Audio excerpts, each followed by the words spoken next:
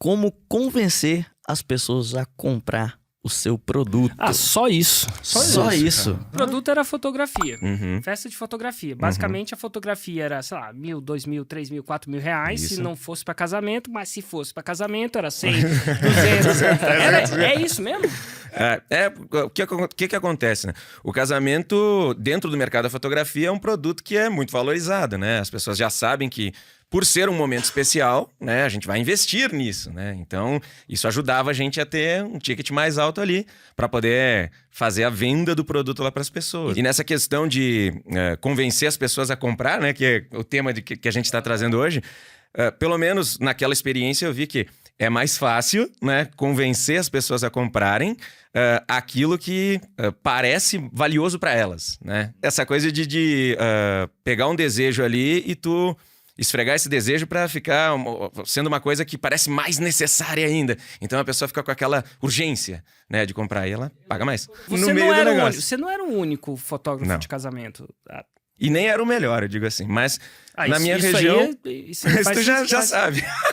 Você não era bom, você era uma desgraça. Não. Você pelo não era menos melhor. bom. E você olhava tecnicamente e tinha gente melhor que você. Sabe que tem uma coisa que eu aprendi nesse negócio também, que eu sempre falo, que muitas vezes o cliente, ele não sabe bem a diferença entre o bom e o ótimo. Na nossa cabeça a gente acha que, né, tem que estar entregando sempre uma coisa perfeita, não sei o que, aquele mito da perfeição.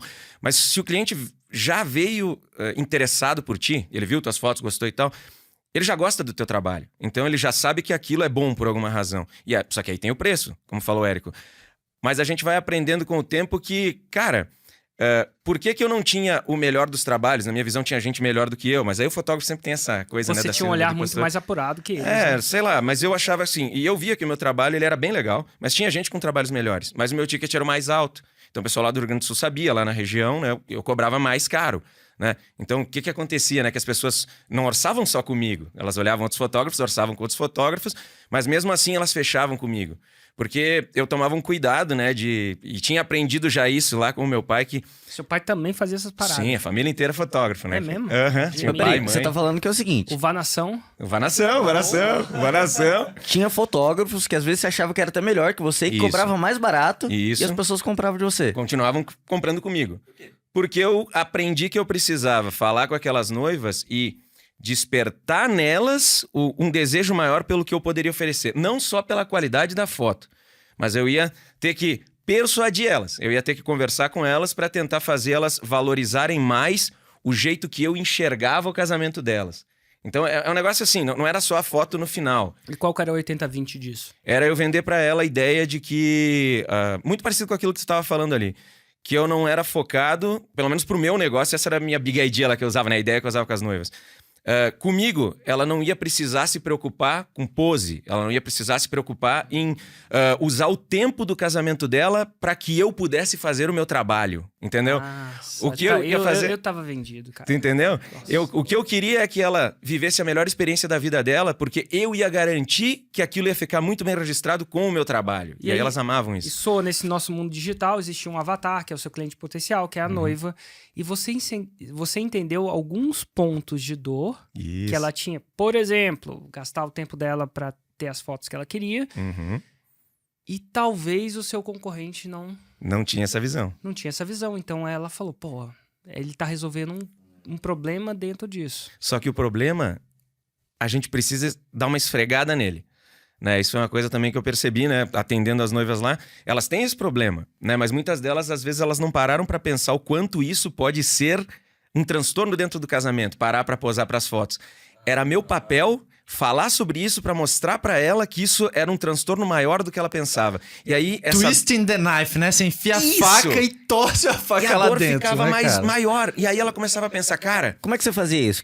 Dá um exemplo. Atendendo a noiva. Então a gente pegava e conversava assim. Imagina que Lorival é uma noiva. Vai lá. Eu adorava falar de um momento que não podia ser o noivo, cara? Com esse cabelinho. É o cabelinho. Mas, cara, tinha um momento que eu percebi assim, se eu fosse falar sobre posar com convidados na festa... Isso é uma coisa que todo mundo fala, porque ela espera, né, que aquilo vai ser chato. Mas tem noivas que já esperam, não, tá tudo bem, eu vou reservar um tempo pra isso. Só que muita gente, quando vai falar de uso de tempo, fala disso. Então eu vou falar... Eu pegava, não, cara, deixa eu pegar um momento diferente que ela não imagina que poderia estar atrapalhando ela ter que posar. E aí, claro, eu fotografando o casamento, descobri um momento que convertia casamento a rodo pra mim. Qual que era o momento? A noiva chegando na igreja no carro. Ninguém falava disso, mas eu percebi que quando a noiva chegava na igreja, entendeu? E o carro parava na frente da igreja, eu era fotógrafo, eu sabia. Todos os fotógrafos chegam na noiva no carro, baixa a janela, baixa o vidro da janela, eles vão lá, pegam a câmera e eles fazem uma pequena direção de poucos segundos para as noivas, muitas vezes. Olha pra mim, dá um sorriso, levanta o buquê, ajusta o busto. Então eles fazem ele pra fazer aquela foto linda dela chegando, né, com o buquê assim. E eu falava pra ela, imagina o momento que tu tá chegando na... Aí eu gostava de falar assim, imagina o dia 18 de novembro, quando você vai estar chegando lá no sábado, lá na igreja de São Pelegrino. Então eu trazia alguns elementos, né?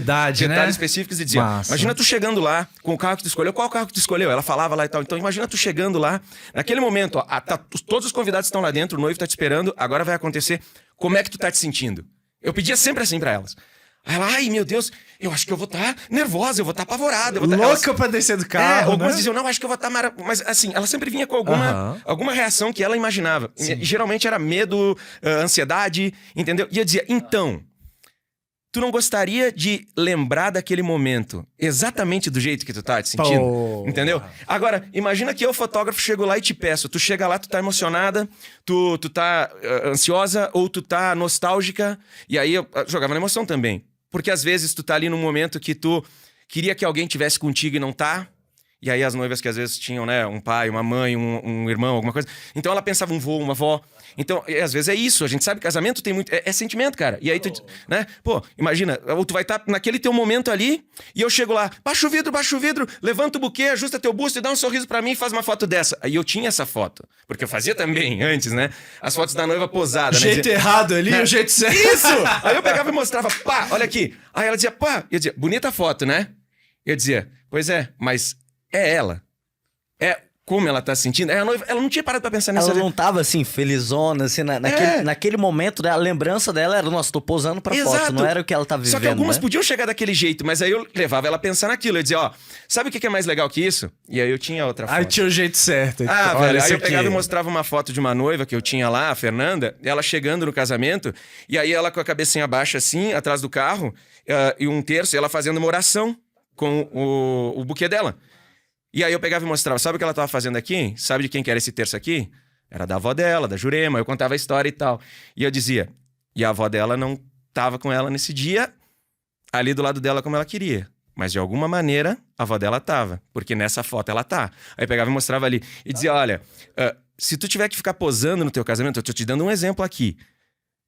Eu vou estar pedindo, interferindo no teu evento pra eu fazer o meu trabalho contando a história do jeito que eu quero. Mas eu acredito que o que tu quer é a história que tu vive. É a tua história, é isso que tu tá querendo. Então, a gente não vai ficar parando lá pra dirigir, parando pra te atrapalhar, porque a gente vai contar essas histórias.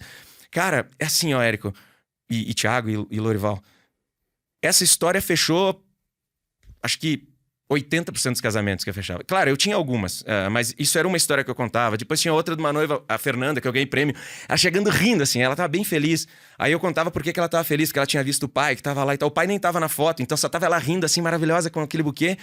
E eu dizia assim, olha só que legal, ela tá aqui mega feliz porque, né, ela tá com o pai dela aqui. Eu dizia, ó, o mesmo argumento. E o pai dela nem aparece nessa foto, né?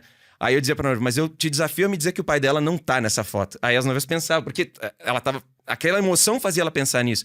Aí ela dizia, cara, posar pra foto é uma coisa que não dá pra aceitar, entendeu? Então era uma coisa que ela pensava que talvez fosse ser um transtorninho, eu transformava aquele transforminho no inferno, entendeu? E aí ela dizia, cara, não dá pra ser assim. Esse cara faz isso pra mim, entendeu? Tá fechado. Então é doido isso, né? Não é só o produto, né? Alguns elementos.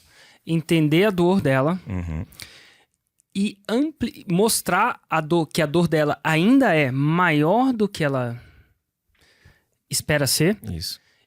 E tem alguns elementos. Você não só falou sobre a dor, você foi lá, pegou uma foto do que seria se ela não tivesse você e depois mostrou a foto o clássico do jeito errado, né? O jeito errado de fazer o jeito ruim. Uhum. E aí depois você mostra a foto. Imagina, se ela não tivesse mostrado a foto, talvez ela não conseguisse concretizar aquela dor tão grande, né? Exatamente. Tô até querendo que você seja meu fotógrafo do casamento. Tu vê, é doido isso, né? Fosse- E... Eu vou ter com vontade de casar, bro. Cara, valeu. Essa eu duvido, hein, Larival? Olha aí. A galera pode mandar. Outra coisa também, tem um gatilhozinho mental aí. Qual? História. Uhum. A história. Ele não só mostra uma foto, ele conta a história daquela foto. Verdade. Ele conta a história. Tem outro gatilho mental aí. Qual? Especificidade.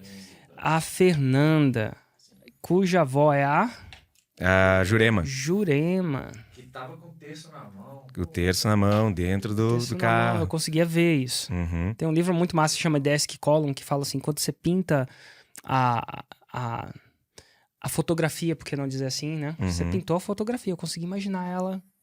Agora olhando, eu consegui imaginar ela pegando o texto. Exato. E imagina a situação, né? Tem um outro gatilhozinho aí. Qual? A prova, né? Prova. Mostrou a prova, concreto, né?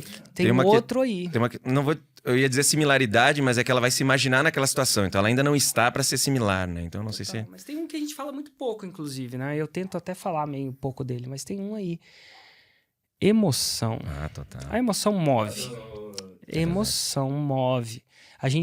A maioria das nossas decisões mais importantes da nossa vida, fizemos de uma maneira emocionada. E quando a gente não tem muita emoção, não tem uma pitada de emoção, a gente tende a não fazer decisões grandes, difíceis, ou alguma coisa. Pô, o fotógrafo do meu casamento. A maioria das pessoas esperam casar uma vez só. É Deve verdade. ser a decisão da vida, né? E tu vê, são vários gatilhos mentais. Depois que eu aprendi isso contigo, é que eu fui pegar e olhar aquele processo todo e ver, cara, que bacana.